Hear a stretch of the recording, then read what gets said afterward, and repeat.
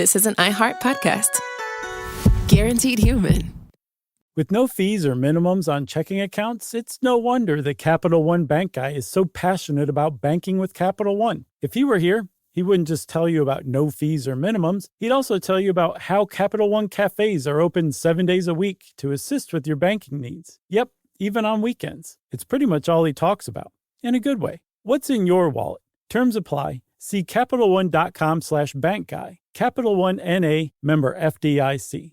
Work can be a little weird. Cringy training seminars, coworkers who won't stop talking about their plant, forgetting the mute button at an inopportune moment. We have to deal with a lot on any given workday. Sometimes it can feel hard to thrive and move forward in your career. Well, that's where LinkedIn comes in. LinkedIn helps you get ideas and insights from experts in your field, connect with people professionally, grow your network, and access tools designed to help you find the right fit for your next role. Whether you're just getting started, figuring out your next move, or looking to accelerate your career, LinkedIn is built to support you at every stage, because LinkedIn is the network that works for you. Visit linkedin.com/knowstuff to learn more. Welcome to Stuff You Should Know from HowStuffWorks.com.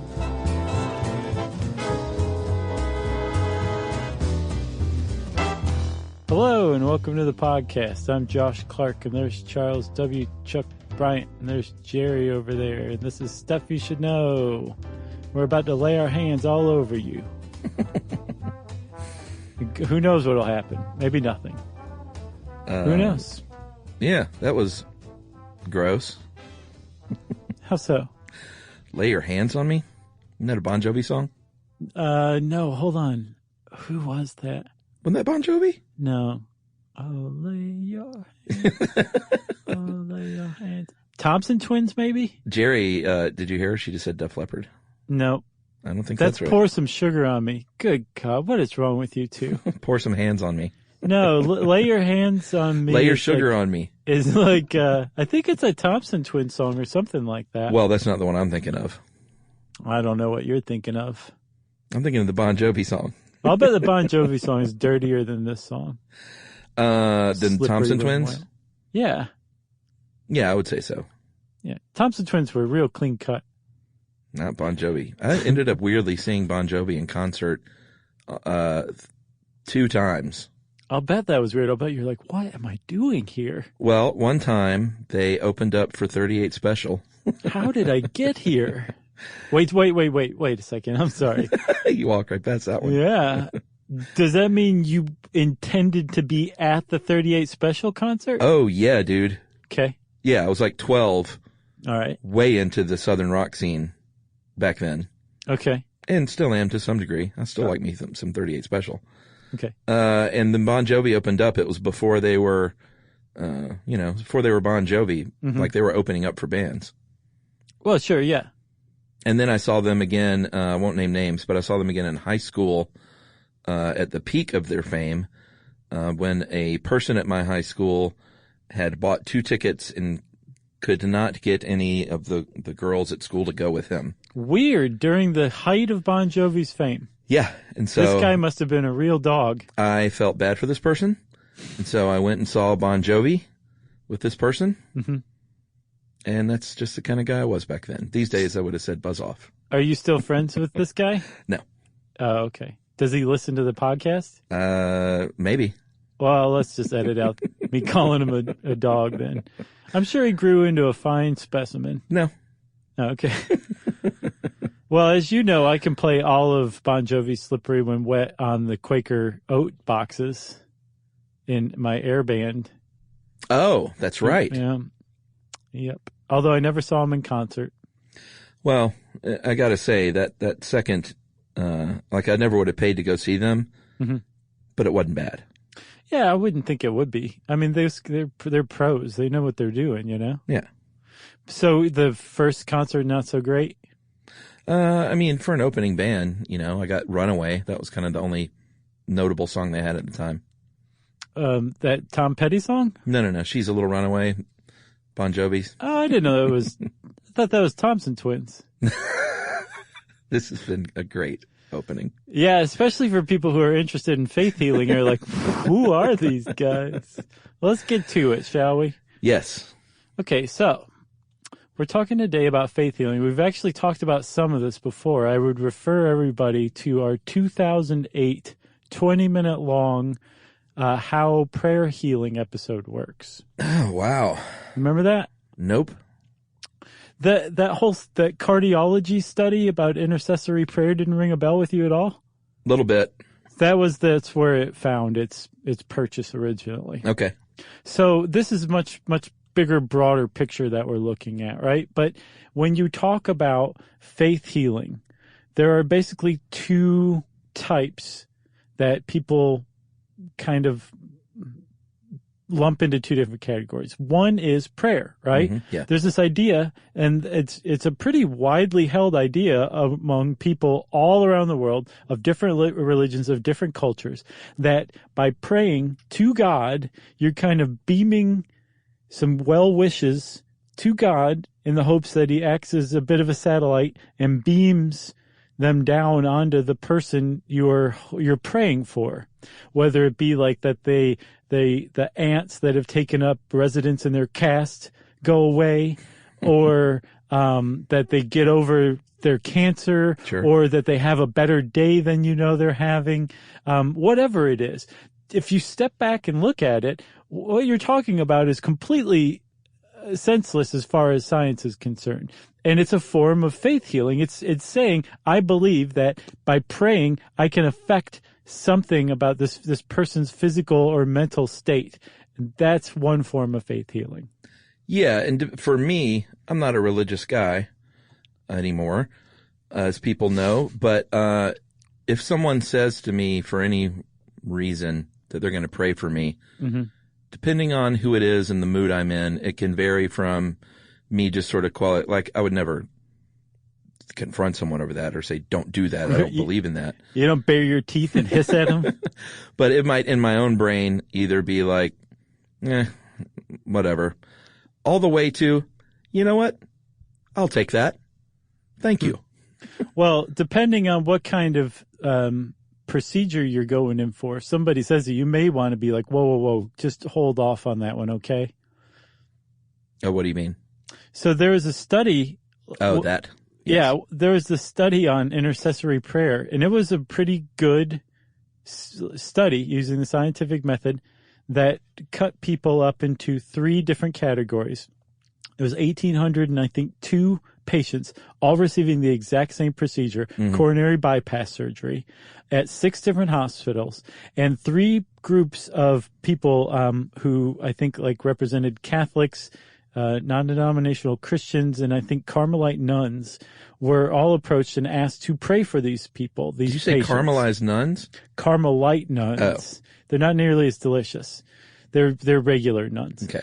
So the 3 groups prayed for these people, and they said they prayed for them based on their first name and last initial. So please help John C. to feel better. Mm-hmm. And then they specifically, all of them prayed specifically for a successful surgery with a quick, healthy recovery and no complications. Those were the two requirements, that they use their first name and last initial, and then they include that. However else they wanted to pray is just totally fine. And they studied these groups that were actually prayed for. They divided them up into 3 groups, right? There was a group that did not receive any prayer. Mm-hmm. There was a group that did receive prayer, but were told they may or may not be receiving prayer. Mm-hmm.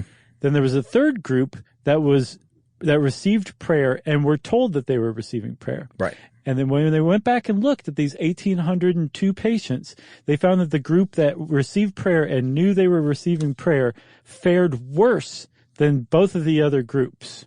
And that actually the group that didn't receive any prayer at all fared the best of the 3.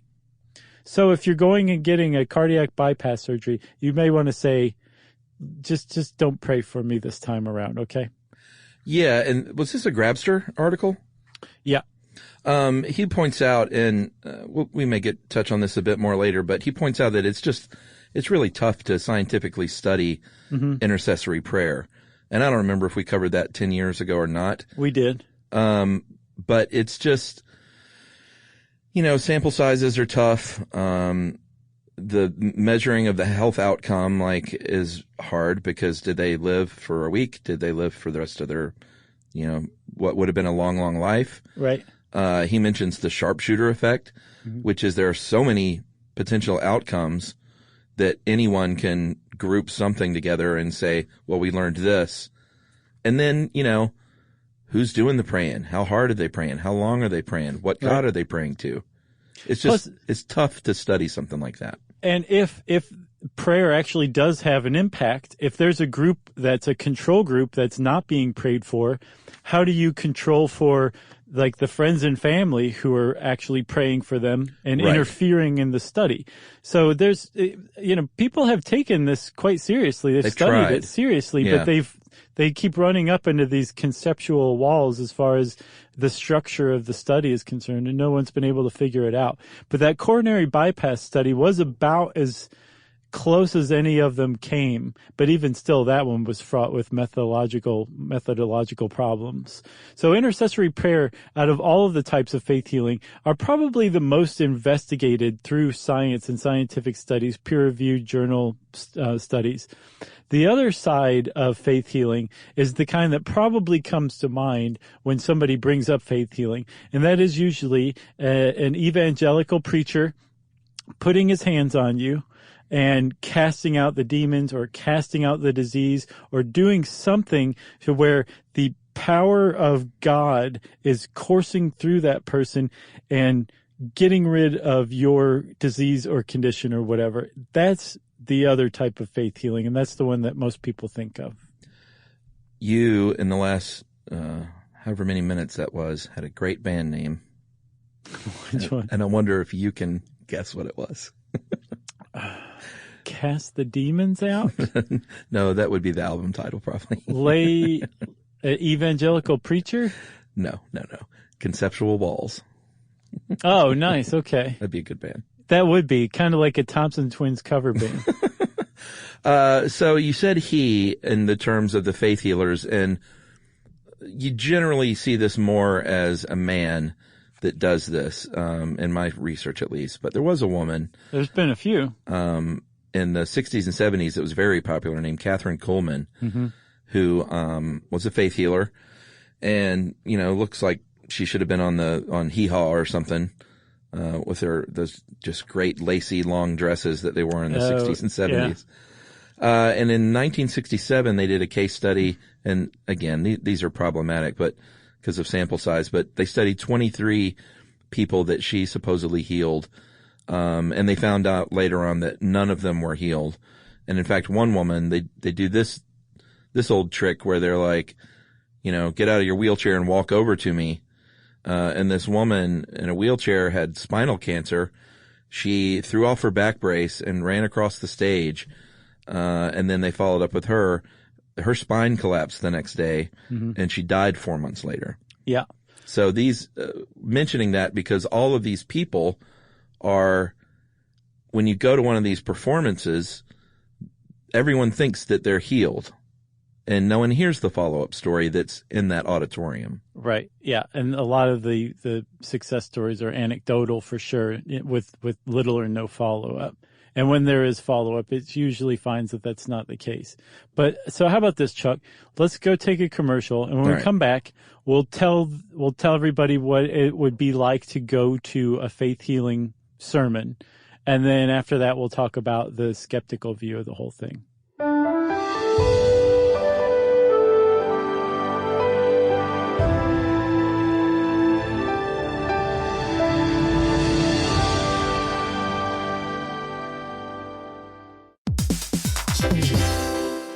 Hey everybody, we're here to talk to you about Wayfair, who believes that spaces should be functional, they should be comfortable, they should be well designed, and they can be well designed by you with their help. Your updated space should feel more comfortable, inviting, and practical for everyday use. And we're talking about outdoor seating, we're talking about grills, we're talking about major appliances. If you need storage solutions, Wayfair can help you out. Patio lighting, rugs, decor. It is your one-stop shop for home. Yeah. I mean, it's getting nice out, so it's time to think about living outdoors for the next few months. And Wayfair knows that outdoor furniture, it's heavy, it's intimidating to assemble. So Wayfair stepped in and said, we're going to handle the hard part so you don't have to. That's right. You can shop Wayfair Verified, your shortcut to the good stuff. And that means their team of product specialists are going to vet everything by hand using a 10-point inspection, testing things like, quality materials, functionality, and features, and even how long it takes to build that piece of furniture. And the overall experience saved time, reduced hassle, and improved convenience. Patio season is here, and these deals won't last. So head to wayfair.com right now to get your outdoor space ready for way less. That's WAYFAIR.com. Wayfair, every style, every home. Hey, everybody. I want to talk to you a little bit about Tide Evo because it represents over 10 years of innovation and product development. Tide Evo is a first-of-its-kind technology where tens of thousands of minuscule fibers are spun together to form a 6 times powerful layer packed with scrubbers, brighteners, pre-treaters, and fresheners. And that's going to deliver a breakthrough clean that's so powerful it feels like magic. Yeah, it is kind of like magic. Tide Evo is revolutionary. A 100% concentrated, waterless laundry tile that's made of compressed microfiber soap layers rather than liquid or powder. And it's not like pods or sheets because it uses 6 layers of detergent fibers to deliver superior cold water cleaning without plastic packaging of any kind. And it provides a mess-free, lightweight solution that dissolves lickety-split. So whenever you run into a laundry challenge, turn to Tide Evo. It's revolutionary. It's magic. Try new Tide Evo. Real laundry magic. Stuff you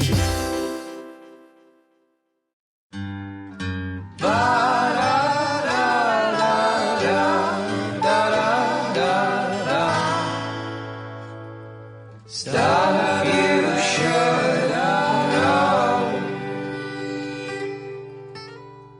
All right. So we promised to tell you what it was like to go to one of these faith healing, what do you call them? I call them performances, but it depends on what type it is. It could be a service, a sermon, a revival. Yeah, probably a revival is usually a good way to put it. Which is also a sermon and a service. Sure. One thing you're going to have in your pocket is some cash money or a checkbook. Mm-hmm. Or I imagine they probably take credit cards these days. Because there is generally some kind of money changing hands at one of these events, whether or not you have paid a fee to get in mm-hmm. or made a quote-unquote donation while you were there to get up on stage and have your chance to faint in front of thousands of people. Right.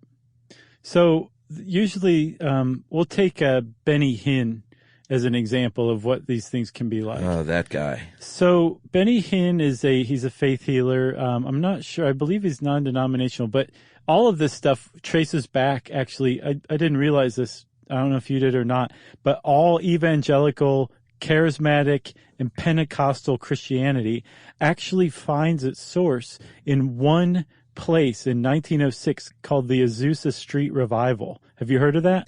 Yeah, and we should point out, you said charismatic.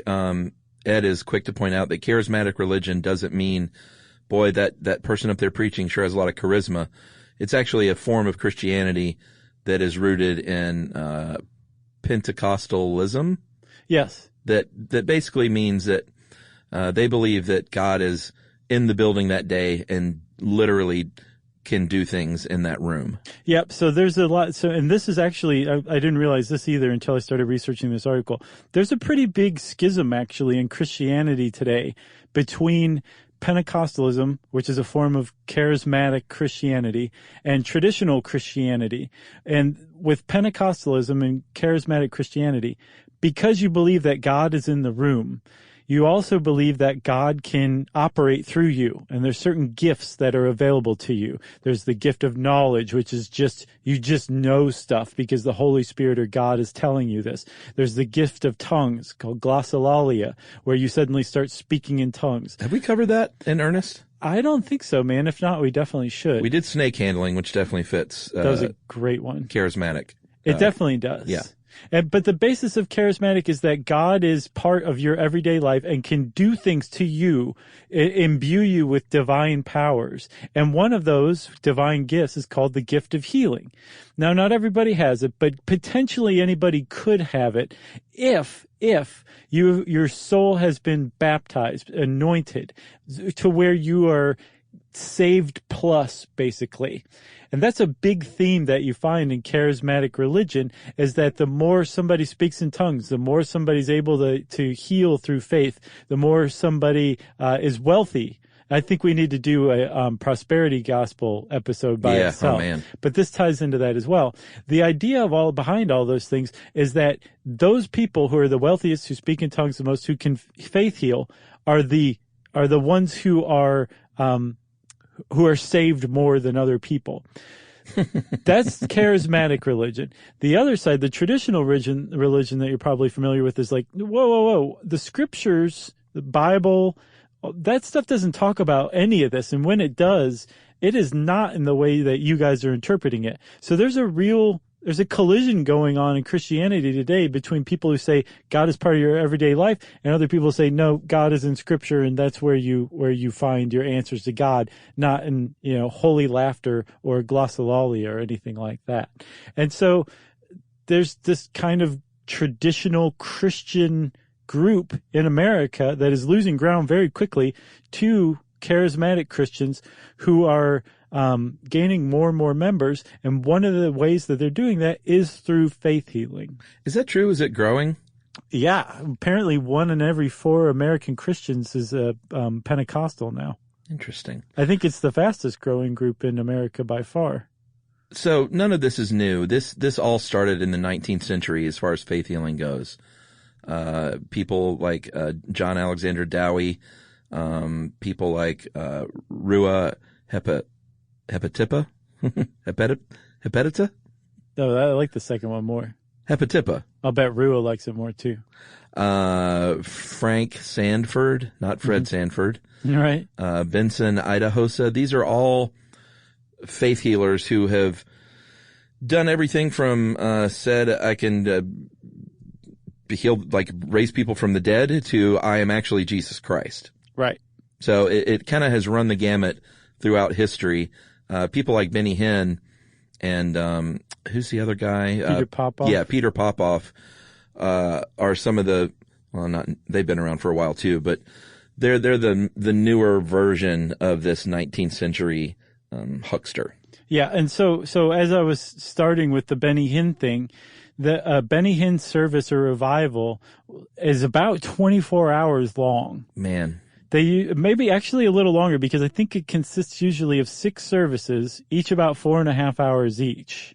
Okay, so we're talking like 27 hours of this revival. And the whole thing is basically staged or created or carried out in a way that you're getting more and more excited, more and more jazzed. And from the perspective of the believers who are there, the Holy Spirit is now coming to this place. And you've got all this, its appearances going on through holy laughter, where people are just ecstatically laughing and they feel so great, or they're speaking in tongues, or they're writhing on the floor. The Holy Spirit is present in the building, right? And after everybody is good and worked up, and the Holy Spirit is present, finally Benny Hinn will come onto the stage, and the revival really, truly begins then. Then that's when the healing starts. Yeah, but here's the thing, like growing up in church, like the Holy Spirit was in the room every Sunday, but it's just a different thing with these more, I guess any kind of preaching is some kind of a performance, or sermon is, but like in the 1920s is when, especially with Amy Semple McPherson, is when these really highly produced dramatic stage shows started to kind of take place. I was reading about her. It blows my mind that she does not have multiple movies made about her. Oh yeah. She was extraordinarily interesting. And she was based in LA too. Yeah. I mean, I'm really surprised. There should be, I'm trying to think who I would cast. Whose career should I make? Jennifer Lawrence would probably do a pretty good Amy Semple McPherson. Oh, you think? Yeah, I think so. I think she could carry that. All right. Well, stay tuned. We'll see if you have the casting powers. Okay. As well. What if it turns out to be Hugh Jackman? Very brave performance. Yeah. So she really got things going in the 1920s, and she used everything from props like ships and Trojan horses to motorcycles. Benny Hinn, I mean, did you go into a YouTube rabbit hole with these things? I've seen Benny Hinn before, yeah. Like he's one of the most physically, I was about to say charismatic, but I don't want to confuse it, but in the true sense of the word charismatic, physically aggressive and charismatic in that he's running all over the place. He's using his coat, his jacket he will wave it over the crowd, and the first 20 rows of people will fall back into their seats. Right. As if blown back by the spirit. He will, put his hands on a guy who will jump up and kick his feet out and land on his back. He'll get up and he'll do it again. He'll get up and he'll do it again. And they have what's called catchers on stage. These kind of big men usually who catch these people and put them on the stage, help them back up again. Right. And they're all a part of if you've ever seen, well, you never saw Fletch 1, right? No, I didn't. Was there a preacher in Fletch 1? No, in Fletch 2. Oh, okay. I'm waiting for you to be like, oh no, I saw the sequel. I didn't. Fletch 2, that's what the story was what's his face? Arlie Ermey from Full Metal Jacket played a faith healer, who was using, I mean, we can go ahead and say it here. A lot of these people use tricks like earpieces, and there's someone off stage reading them cards that people fill in and say, hi, I'm so-and-so, and I have this ailment. And then they will put in the earpiece and they will say, I'm thinking of someone, perhaps their name is James or Jim or Jamie, and they have something wrong with their foot. And then all of a sudden the guy who filled out that card says, oh, you're talking about me. Get him on stage, lay the hands. And by all accounts, these people are so caught up in this religious hysteria of the moment and the drama that sometimes they do faint. Right. So I'm glad you brought that up because I think it's really important to get across, like, the people who attend these revivals are true believers, and they are caught up in what they would say is they would ascribe all this to the Holy Spirit flowing through them, being at this revival, being, the part of the energy in the air. Yeah. What skeptics would say is, well, actually, this is all just part of a, mass hysteria, mass delusion. Regardless, it's basically two sides of the same coin, whether it's divine or whether it's internal. These people are experiencing fainting. They are falling backwards, and to them, they feel like they're just being lifted right off of their feet. They are like experiencing this holy laughter or whatever. They're not faking in the sense that you and I would be like, oh, these people are faking. They're participating in something that is happening that's connecting them to everybody around them and the people on stage, at the very least in the ones that are the most legitimate. Well, yeah, they're either that or sometimes they are actual plants. Okay, so let me give you three examples. Benny Hinn, Peter Popoff, and Hobart Freeman. Yeah. They represent three different versions of faith healers. Benny Hinn, his thing is like you're saying, he runs around on stage and waves his coat. His thing is he is healing like a specific disease at that moment. He'll be like, I can feel the cancer being healed in this room. Yeah. And then after that, he'll be like, who's felt that? Whose cancer was just healed? Come on up here. And somebody will run up and be like, you just healed my cancer. Thanks a lot. Right? He apparently does not he was tracked by a documentary filmmaker and investigated pretty thoroughly back in 2000. He apparently does not use plants. He apparently, I don't really know enough about the guy to know how true his faith is, but it says a lot that he wasn't caught using plants or any kind of technical assistance whatsoever. Well, okay? People have planted people there though that are healthy, like sting operations. At Benny Hinn shows? Yeah. So okay. they would plant it like some news show would plant someone in the audience, have them go up on stage and said they were healed, and he would tout them as being healed. And then when he's interviewed and said, hey, this person was a plant, they weren't even sick. And you said that she was sick and you healed. And his response was literally like, well, I'm just a man like you and I'm trying to do better. And I'm always trying to do better. So that's not an answer. So that's actually a pretty common investigation. What they're doing is remember how we said like that God or the Holy Spirit gives you divine gifts? Right. And one of those gifts is the gift of knowledge.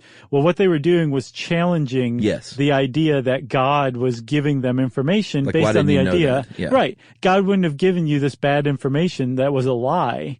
So therefore you don't have this pipeline to God. I can see Benny Hinn just being like, hey, as happens, right? Yeah. He's famous for saying that. The second category is exposed legitimate straight up fraud. Right. And that the poster child of that is Peter Popoff. Yeah, he was exposed, 100% exposed at kind of the height of his earlier career. Mm-hmm. Yet he still makes a ton of money today selling holy water. Holy spring water. He doesn't sell it. If you send a donation in as a thank you gift, he'll send you your holy spring water. Right. Get it right. So, and then people who've gotten this holy spring water come on and say, right after that, I got a check from the IRS that I wasn't expecting, and now my house is paid off. Thank you, Peter Popoff, right? Yeah. That's what he's doing now. So he went bankrupt, getting caught red-handed. The amazing Randy, James Randi, exposed Peter Popoff on Johnny Carson's Tonight Show. Yeah. In front of millions of people. Totally ended the guy's career right there. He went bankrupt very quickly afterward. Like they were the ones using the earpiece, right? Yeah. So Peter Popoff was getting, like you said, basically the premise of Fletch too. Yeah. His wife was going through prayer cards, saying people's names, saying the details they'd written down about what diseases they wanted cured and what their prayers were. And Peter Popoff was being fed this information through an earpiece. Well, he was pretending that he was getting this information from God, the gift of knowledge, and wowing people 7 days a week, 6 days a week at his revivals and making a lot of money. James Randi went to one of his revivals. Number one, inserted a plant in there a couple of times, a few different plants, so disputed his gift of knowledge, but then also made a recording of the radio transmission of his wife. Yeah.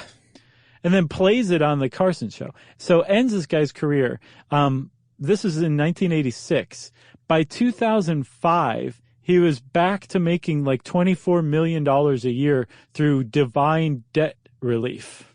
How did people not pick up on that in the audience?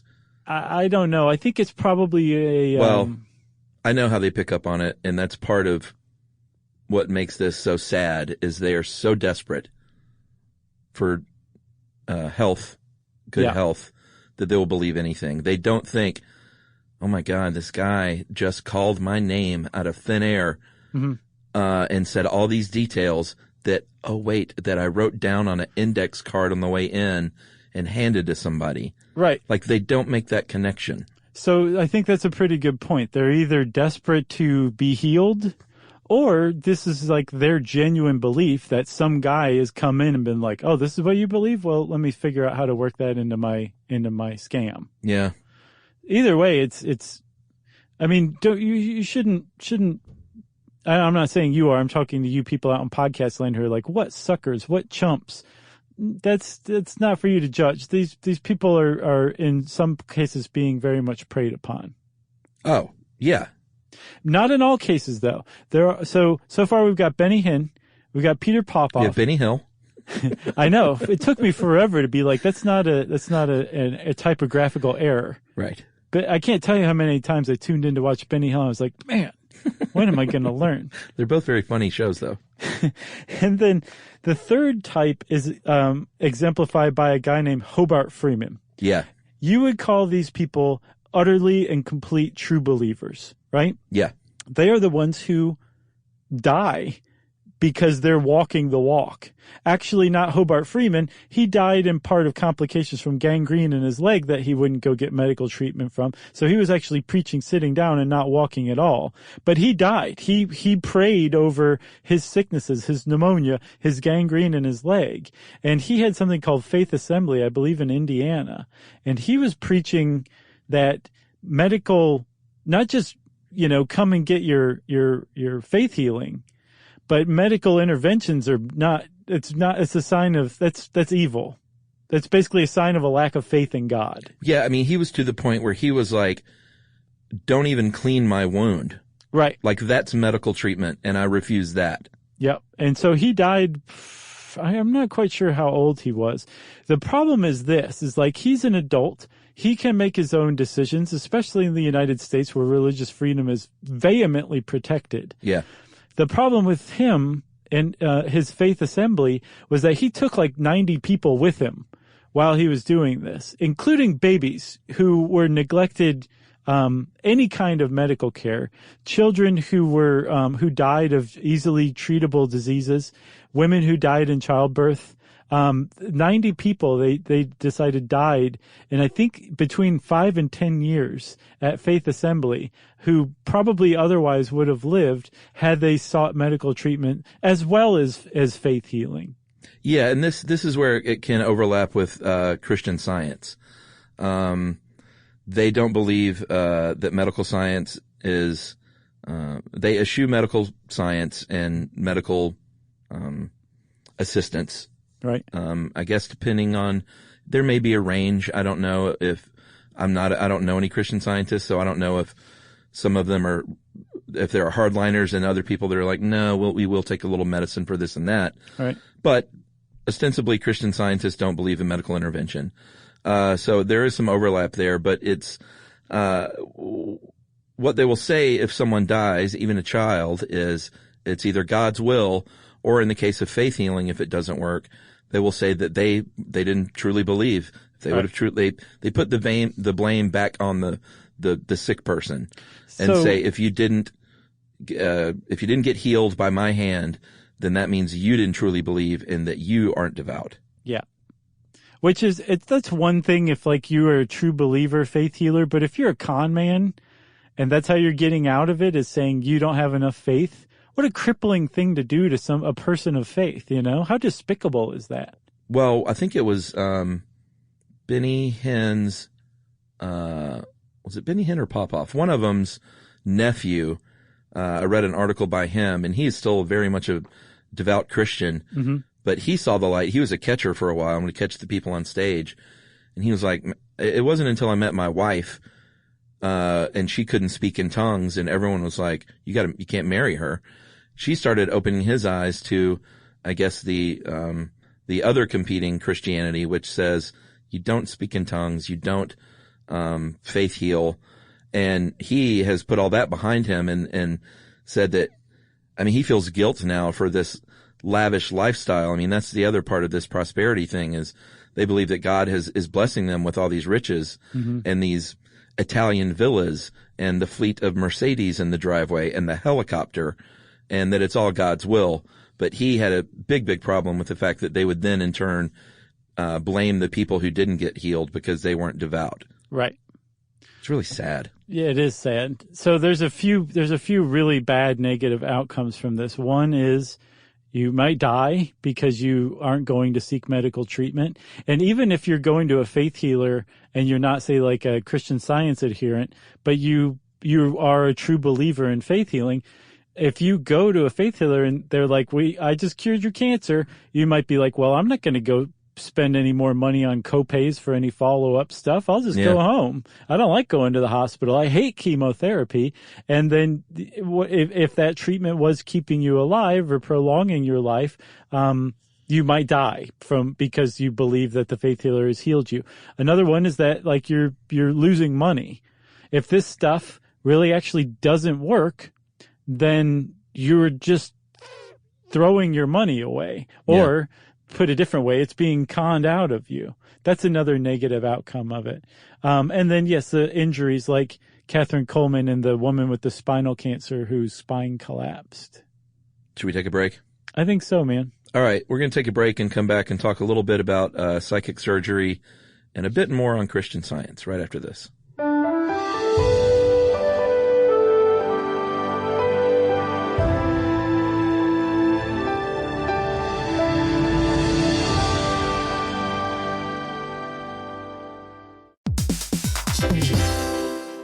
Hey, everybody. I want to talk to you a little bit about Tide Evo because it represents over 10 years of innovation and product development. Tide Evo is a first-of-its-kind technology where tens of thousands of minuscule fibers are spun together to form a 6 times powerful layer packed with scrubbers, brighteners, pre-treaters, and fresheners. And that's going to deliver a breakthrough clean that's so powerful it feels like magic. Yeah, it is kind of like magic. Tide Evo is revolutionary. A 100% concentrated, waterless laundry tile that's made of compressed microfiber soap layers rather than liquid or powder. And it's not like pods or sheets because it uses 6 layers of detergent fibers to deliver superior cold water cleaning without plastic packaging of any kind. And it provides a mess-free, lightweight solution that dissolves lickety-split. So whenever you run into a laundry challenge, turn to Tide Evo. It's revolutionary. It's magic. Try new Tide Evo. Real laundry magic.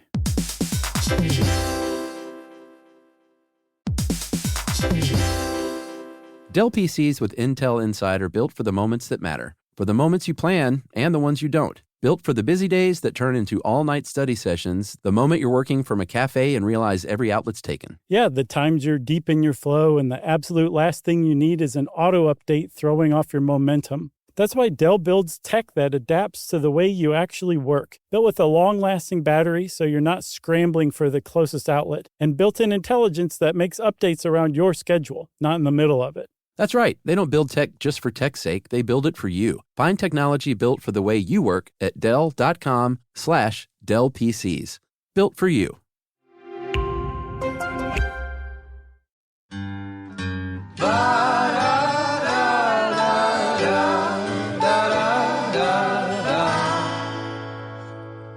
Stuff you should know. All right, so psychic surgery is something that we have not mentioned yet.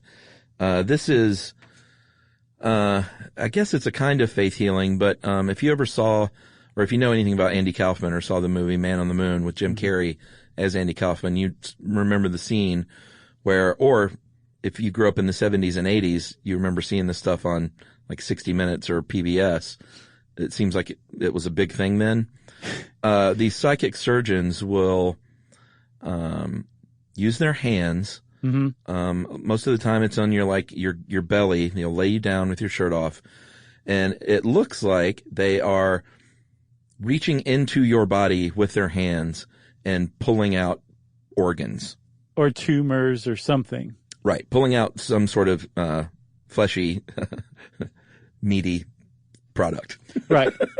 So what's really going on with psychic surgeons is it is a complete fraud.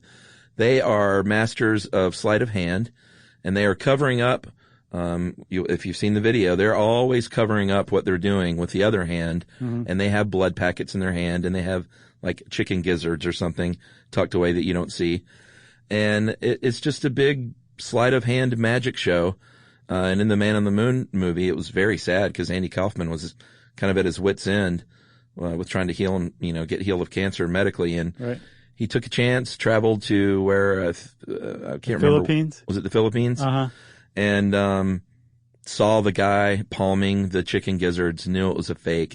It was just a very sad moment in his life and in that movie. So I remembered that being the case in that movie too.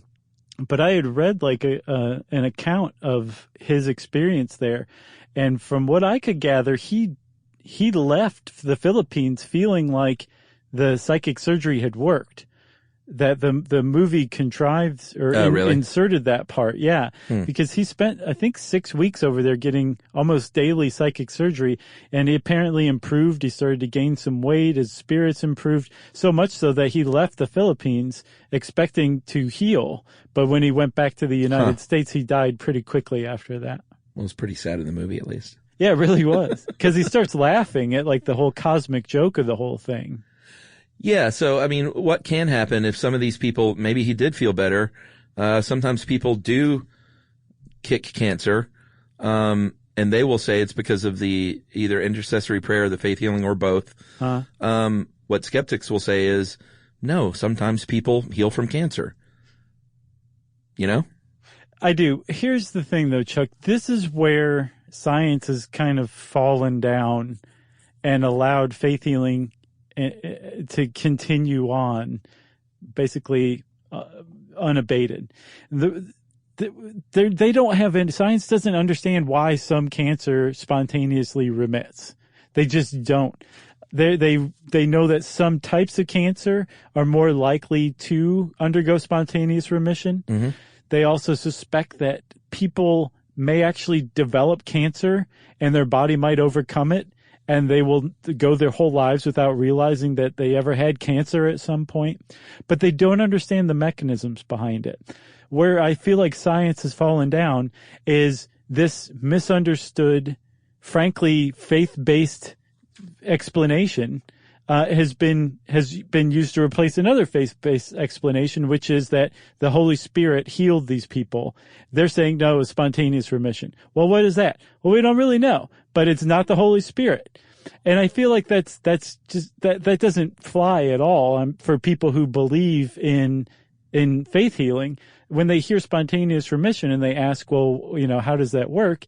And science says we don't know, but just trust us. That's what it is. That's not going to change anybody's view if you're a true believer in this kind of thing. Yeah. And Ed also points out that some of this could be due to the placebo effect, which I can't remember which show, but we've talked about that before for sure. We did a placebo effect show. It was probably that one. And that's, of course, when fake treatments seem like they have actual positive effects for the patient. So some of that could be this. Some of it could be they have comfort, therefore reduced anxiety. Mm-hmm. And it has been shown when you have reduced anxiety and stress, then that can help your case medically.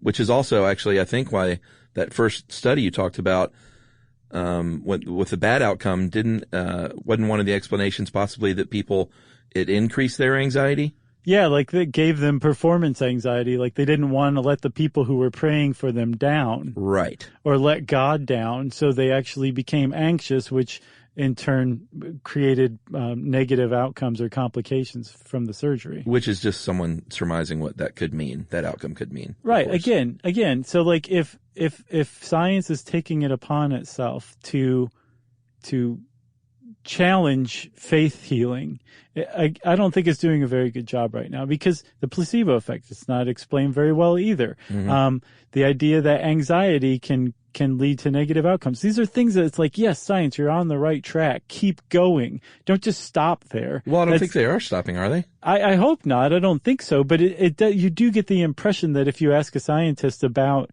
faith healing, they just throw out, well, that Holy Spirit thing, that's just mass delusion. There's spontaneous remission of cancer. So just leave it at that. And you get a little pat on the head. I just don't think that works. So who knows, maybe 20 years down the road, when we understand spontaneous remission, we can say, no, you were not healed. This is what your body did. I think in that case, then the people say, well, yeah, God made my body do that through the faith healer. I don't think it's ever going to end. Well, yeah. And there's also the case that, the Peter Popoffs of the world taking donations for holy spring water. Thank you. At one point, I think he was an actual company, and then of course the government starts poking around the books and fraud claims, and then he re-registers as a religious group, and there are religious protections in this country and exemptions from the IRS such that they can get away with some of this stuff. They don't have to show their books. Right. It's real tricky. Speaking of laws as well, too, there are laws on the books that protect religious groups in, I think, like 9 states from criminal negligent manslaughter or homicide charges for withholding medical care from children. Yeah, it's weirdly just came up today, actually, in real time as we record today. That is weird. In the news. Did you see that in Idaho? I didn't. The article is called "In Idaho Medical Care Exemptions for Faith Healing Come Under Fire." And this was breaking news like 3 hours ago. There's a cemetery in Boise called Peaceful Valley Cemetery. Mm-hmm. 600 grave sites, and nearly a third of them are children. And while it's impossible to tell how many died because of negligent parents, they think that a great many of them did. They've tried to gather coroner reports, autopsy reports. Advocates have tried to do this. But basically, They estimate that 183 Idaho children have died since the 1970s. Wow. Because of parents withholding medical treatment. And I think they lead the nation in, it says more children die of faith-based medical neglect in Idaho than any other state. And so they had a rally, I think today, where they had 183 child-sized caskets delivered, I think, to the Capitol steps in Boise. And they're calling on reform and saying, you can't do this anymore. Like, I know that parents, like, these children can't advocate for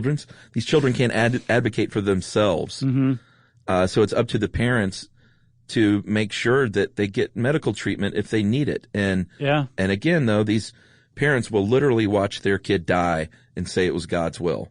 Right. And I mean, like, this country was founded on religious liberty. So there's just such a sticky situation where it's like we have the technology to save your child and you're not letting us do it. And Idaho, like you said, is the state that leads that. Other states don't have anything like that and haven't for a long time. Some have loopholes that allow that, but say, like, if this happens to multiple children of yours, like you've let more than one kid die as God's will, we're going to actually come after you. And then other states, I think like Florida and I can't remember the other state, basically say, yes, we're not going to criminally charge parents who withhold medical care, but the court can still come in and be like, sorry, TS, your kid is getting this life-saving medical care whether you like it or not. Well, apparently everything changed in 1974. There was the Federal Child Abuse Prevention and Treatment Act. Mm-hmm. And at the time, the Department of HHS interpreted that to say that states must implement faith healing exclusions. And so in order to get federal funding, a lot of the states passed these faith healing exemptions so they could get funding. And later on, the department said, you know what, we rescind that interpretation. That's not what we meant, but it was too late at that point. Yeah. And I think it was 2003 was when they finally rescinded it. And so all of these exemptions are relics from 2003 at the latest. I think in the 90s, a lot of them were removed too. So I have a feeling it's not going to be around for much longer. There'll probably be like one state that's like the holdout state, and I'll be surprised if it's not Idaho, but I don't think there's going to be too many states with it around 10 years from now or 5 years from now. I watched a lot of YouTube today, by the way. Yeah? Yeah, we used to watch in college. We would go to my friend Clay's house, and he had VHS tapes of faith healers and Peter Popoff for sure. And then, although he wasn't a faith healer, did you ever watch Robert Tilton? No, the name sounds familiar. You've probably seen the Fart compilation. He was a televangelist in the 80s. Mm-hmm. He's still around, I think, but I think he might have been one of those that went broke and then got rich again. But he was a televangelist in the 80s that had this great, great show. Something Power. I can't remember what it was called, but Clay had the Hour of Power? No. Okay. I know what you're maybe talking about. I know exactly what you mean. You'd probably recognize this guy, but Clay had a bunch of these dubbed, and we would sit around late at night and watch Bob Tilton speak in tongues and stuff on his show. And he was, I watched a bunch today. It took a stroll down memory lane. Yeah, nice. It's really funny to watch Bob Tilton, I will say. So what do you mean the fart compilation? Does he fart a lot or something? Well, no. Years later, someone did he would make all these funny faces and herky-jerky movements, and of course someone later on dubbed in farts every time he closed his eyes real tight or made a funny move. And oh my. It's, that's funny to watch, but it's also funny just to watch Bob Tilton. Gotcha. 'Cause he is like, it's entertainment. It was hysterical. But, people would write him big checks and go broke and not be able to pay their mortgages because they were sending him money, because his whole deal was the prosperity thing. Right. Like you will get rich if you send your money, it will come back tenfold, that kind of deal. Yeah. We definitely have to do an episode just on that. Man. Back in the day, real quick, did you ever watch Cartoon Network when Adult Swim was just like an hour-long block at night? Yeah, Like, sometimes. So there was like Space Ghost Coast to Coast was like, I think their first show. Yeah, Dave Willis. Yeah, our friend Dave Willis was one of the creators, right? Before Space Ghost Coast to Coast, they kind of dipped their toe in it where they would run old Space Ghost cartoons, just normal, but they would dub in like inappropriate laugh tracks. And it made it like one of the most bizarrely funny things you've ever seen. Like somebody would just deliver a line that was maybe mildly like 1960s Space Ghost cartoon funny, but then like the crowd in the studio audience would just start laughing. It was great stuff. Well, I just love that I'm like almost 47 years old and I have put myself out there in public as a learned, researched man, and there's nothing funnier to me than Bob Tilton fart compilation. Nice. Hey, what's funny is funny, Chuck. That's right. Well, if you want to know more about faith healing, I don't know, like go onto YouTube, maybe go check one out yourself. Who knows? Who knows what'll happen? And since I said who knows what'll happen, it's time for listener mail. I'm going to call this Using Us in the Classroom. We've gotten a few of these lately. Nice. Which always makes us happy. Hey guys, big fan, recently saw you in San Francisco at Sketchfest, and it was even better than what I've been hoping for. And by the way, I want to point out to people, when you come see us live, it is better than this. Yeah, you get a free dum-dum sucker just for coming. Well, they're funnier. They're more fun. They're funnier shows. You get to hear us say dirty words here and there. We drink 100% more than we do in the studio. That's true. Anyway, he went and saw us in San Francisco. Reason I'm writing is that I'm an 8th grade English teacher. My class has been reading about Harriet Tubman for the past few weeks. This morning I woke up and saw that you released an episode about her. I knew it was meant to be. It's part of my lesson plan. I was a bit nervous with my morning class because I hadn't listened to the episode yet, wondering if you might go off on some weird tangent that my students would be confused by, but you did an incredible job. I feel like that one was pretty tangent-free. It really was. We stuck to the story. We were both a little awestruck. That's right. Despite all the distractions inherent in being a teenager, my students were absorbed and entertained by your explanation of this amazing person's life and her contributions to America. Today was many of my students' first time listening to a podcast, and I'm so happy I was able to introduce them to Josh and Chuck. Ooh la la. And that is President Rob Carter. So, Mr. Rob Carter's class, I hope you enjoyed yourselves. I hope you started listening to our show regularly. You guys and gals are the best. Yeah, thanks a lot, Mr. Carter and Mr. Carter's class. Did you call him President Rob Carter? No. I'm almost positive you said that was President Rob Carter. Really? Yeah, you just elected that guy to high office, so... That would be a weird thing to say. You're welcome, President Carter. I just got a gift of an edible arrangement from Hugh Jackman. Yeah. So maybe I'll get this guy elected president. He can't wait for that Amy Semple McPherson role. I looked at her picture. I know you saw me over here. I would go with Amy Adams. She do good, sure. I think just about any actress working today, any of the big names would do a pretty good job with it. Okay. There's some pretty good actresses working today. Well, you know what? Your future is not in casting. You don't think so? Who should it be, Josh? I think anyone should be pretty good. Right. Just, throw a dart. They're all talented. They are all talented. Who was the one in La La Land? Oh, I want to say Emma Blunt, but that's not Emma Blunt. Emma Stone. Emma Stone. Emily Blunt. Emily Blunt was in Sicario, right? Yes. And then Amy Adams was in Arrival? Yes. Yeah, she'd probably be pretty good at it, too. But I still go with Jennifer Lawrence. You sound like my dad. I feel like you're dead right now. Hey? Well, at any rate, let's end this episode, shall we? Yes. If you want to get in touch with us, you can tweet to us at SYSK Podcast or Josh Clark. You can hang out with us on Facebook.com/Charles W. Chuck Bryant or /Stuff You Should Know. You can send us an email to stuffpodcast@howstuffworks.com. And as always, join us at our home on the web, stuffyoushouldknow.com.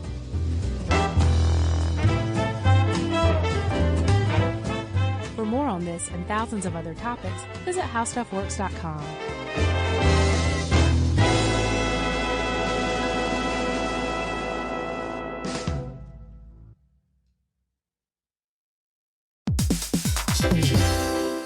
Hey, quick question for the parents listening right now. When's the last time your kid asked for something and you actually felt good saying yes? Because lately, a lot of families have been hearing the same thing. Can I have Lingo Kids, please? And here's the thing. Lingo Kids is the #1 entertainment platform for young kids with more than 4,000 interactive games, songs, and shows. Astronauts, wild animals, superheroes, dinosaurs. It's literally everything kids love all in one place. So when they ask for it, you can actually feel good saying yes. Download Lingo Kids for free and start exploring today, or unlock even more amazing content with Lingo Kids Plus. And if you go with the yearly plan, you can save up to 60%. Just search Lingo Kids in the App Store or Google Play. Lingo Kids, everything kids love. You know, you could be adored by everyone and still completely ignored by your cat. Trust me, I know. But if you feed your cat Sheba, you can go from being ignored to truly adored in 12 days guaranteed or your money back. Sheba has a full menu of products, appetizers, entrees, treats, even a kitten's menu. It's so cute. So Sheba has a product for even the pickiest eater. Like Sheba Puree, it's made with bone broth, their chef-inspired flavors. It's got a smooth and creamy texture that cats love and contains no corn, wheat, soy, or artificial flavors. It's food that your cat's gonna love. To learn more, check out Sheba.com. That's SHEBA.com. This is an iHeart podcast. Guaranteed human.